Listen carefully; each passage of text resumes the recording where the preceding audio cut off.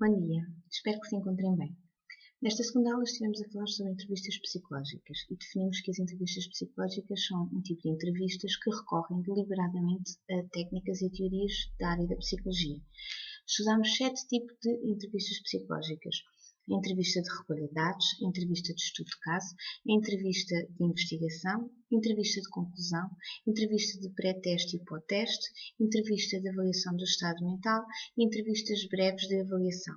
Aquilo que difere em termos de utilização de uma ou outra teoria tem a ver com o tipo de objetivos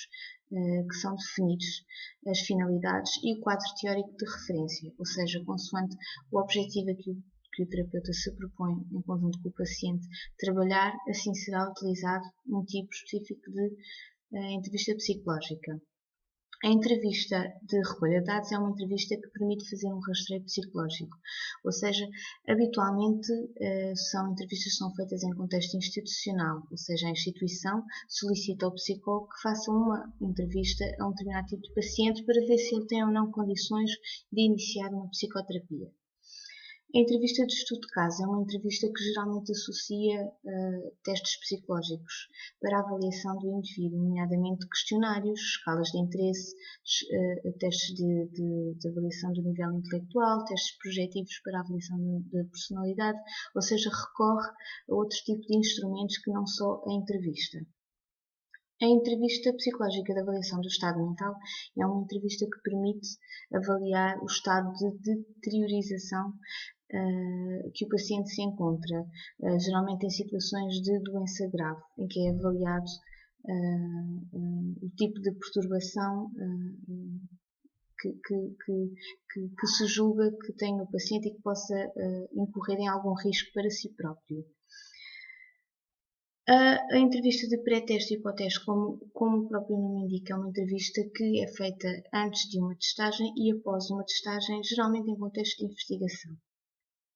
As entrevistas de conclusão, como o próprio nome indica, são entrevistas que permitem fazer um encerramento de uma série de outras entrevistas elaboradas anteriormente, ou seja, é uma entrevista em que o terapeuta e o paciente concluem e encerram